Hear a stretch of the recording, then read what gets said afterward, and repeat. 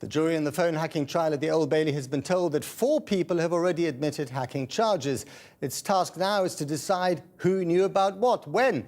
8 defendants, including former News of the World editors Rebekah Brooks and Andy Coulson, all denied charges, including hacking and making corrupt payments to public officials. Our Home Affairs correspondent Andy Davis was in court as the prosecution outlined their case. He has this report. She was once considered one of the most influential figures in British public life.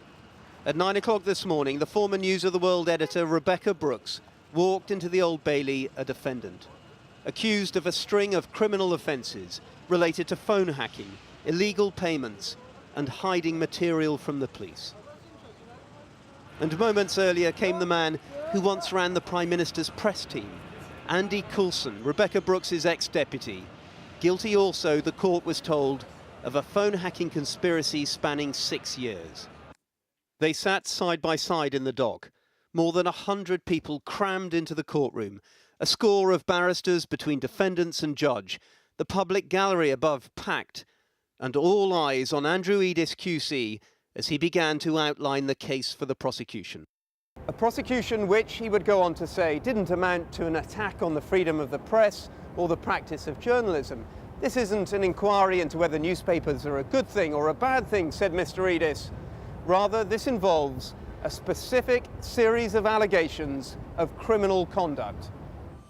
Phone hacking, he said, was a crime, revealing to the jury and reportable today for the first time that 4 former News of the World employees have already pleaded guilty to it. They are the paper's former chief reporter, Neville Thirlbeck, Greg Miskew, who was a news editor at the tabloid, James Weatherup, also once a news editor there, and Glenn Mulcair, the private investigator who earned £100,000 a year while hacking into phones for the News of the World. An extraordinary arrangement, commented the prosecution. The question is, who else knew at the News of the World about this? Now this jury will have to determine whether, of the 8 on trial today, these 4 ex-News of the World bosses were involved too. Were the editors in charge, Rebekah Brooks and then Andy Coulson, and 2 other senior figures at the paper, Stuart Kuttner and Ian Edmondson, also, as the prosecution allege, part of a conspiracy to hack phones? The phone hacking began in 2000, jurors heard, and lasted for 6 years. Victims of crime had their voicemails intercepted, it's claimed, even journalists at rival newspapers too. As the jury was told about the alleged targets of phone hackers at the News of the World, there were references to actors Jude Law and Sienna Miller, politicians Tessa Jowell and David Blunkett, singer Will Young and the model Kate Moss. We were told today about the recovery of 9 voicemail recordings of Louise Woodward, the British nanny tried for the murder of a child in America, as well as 13 voicemails found belonging to Lord Frederick Windsor, a member of the royal family. Then the jurors heard about 15 royal telephone directories being found at the home of a News of the World reporter.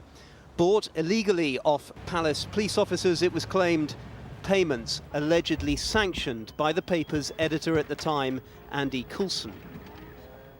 Like Mr. Coulson, Rebekah Brooks was also accused today of approving illegal payments to get information, this time when she was editing The Sun, and involving a highly placed official at the Ministry of Defence. Her name, Bettina Jordan-Barber, a particularly trusted official, the court heard, who, it's alleged, sold the Sun newspaper information for an awful lot of money. £40,000 for stories, it was claimed, and there were other public officials paid too. We're not dealing here with whistleblowers, the court was told. These are individuals who sold stories about people's private lives. This, said the prosecution, is about betraying the public's trust. Finally came the further accusation that Rebekah Brooks hid stuff from the police, along with her husband Charles Brooks, her former PA Cheryl Carter, and Mark Hanna, the former head of security at News International. All 4 accused of conspiring to pervert the course of justice. It happened amidst the storm of publicity surrounding the closure of the News of the World 2 years ago. With the tabloid's offices about to be sealed off by the police, it's claimed Cheryl Carter removed a collection of Rebekah Brooks's notebooks from the paper's archives, hiding stuff alleged the prosecution, so that the police didn't get it. Other material was cleared out of the Brooks' country home in Gloucestershire, it was claimed. Quite a complicated little operation, said the prosecution. They will continue to outline their case tomorrow. All the defendants deny the charges against them. Well, Andy is with me now in the studio. Andy, I mean, there is a temptation to reach for hyperbole in this, but this is going to be big stuff, isn't it? I think it's going to have a very big profile, not just nationally, internationally as well. If you think about it, the first arrest in this case happened back in January 2011. This prosecution case, which we only got a glimpse of today, has taken an incredibly long time to actually get a public airing, as it were. And given the immensely high profile of some of the defendants, these allegations tonight are going to be pored over in great detail. And remember, they're wide-ranging allegations. As Andrew Edis, QC for the prosecution today said, this is the phone hacking trial, but it's not just the phone hacking trial. And these jurors are going to have to consider 7 counts over the next few months. But when it comes to phone hacking and the alleged conspiracy, the prosecution case to the jurors is effectively this. Listen, we know the phone hacking happened. The question for you is to decide who else at the News of the World knew. Did any of the bosses know? The jurors have 5 months, perhaps, to consider this, and they will do so amidst a great amount of public interest and scrutiny. Andy Davis, we'll be hearing a lot of you. Thanks very much.